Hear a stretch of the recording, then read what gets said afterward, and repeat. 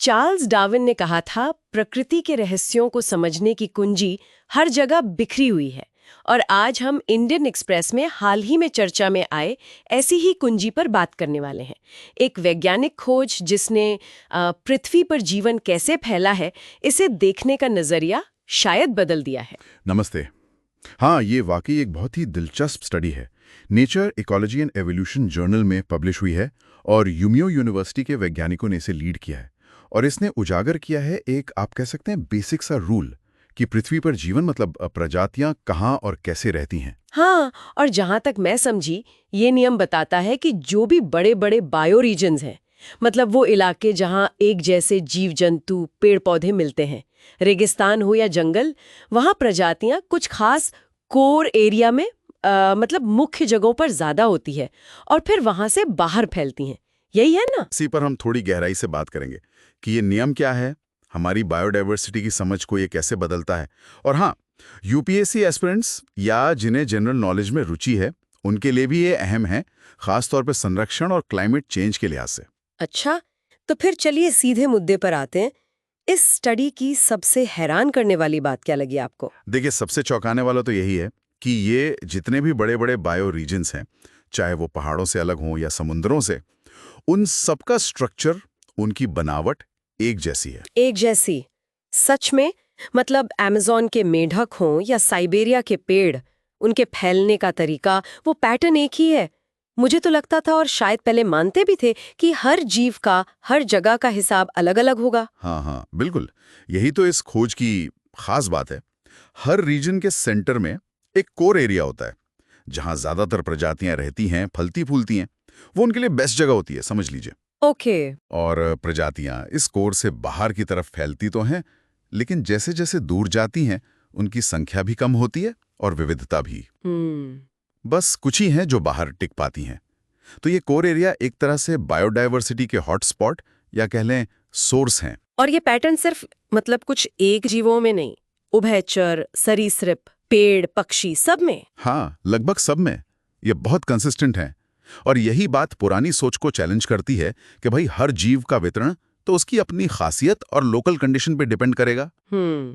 तो क्या इसका मतलब ये हुआ कि बड़े स्केल पर देखें तो पर्यावरण का रोल प्रजाति की अपनी खासियत से भी ज्यादा बड़ा है? हाँ, आपका सवाल बिल्कुल पते का है।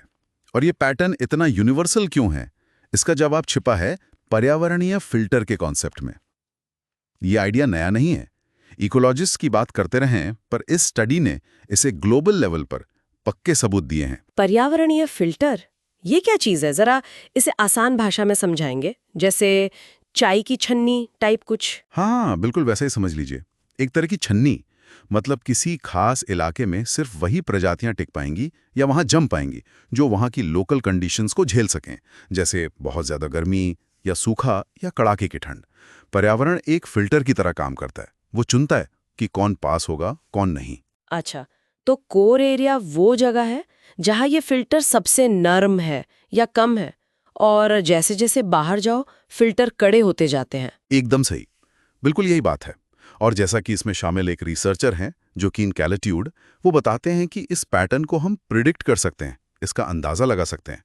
और ये जानना कि ये पैटर्न इन फिल्टर से कैसे जुड़ा है, ये हमें समझने में मदद करेगा कि क्लाइमेट चेंज जैसे जो बड़े बदलाव हो रहे हैं, उनका बायोडायवर्सिटी पर क्या असर होगा, वो कैसे रिएक्ट करेगी। ओह, मतलब हम बेहतर अंदाजा लगा सकते हैं कि अगर तापमान बढ़ा या बारिश बदली तो कौन सी प्रजातियां कहाँ बचेंगी, कहाँ फैलेंगी और कहाँ कहाँ शायद खत्म हो जाएंगी।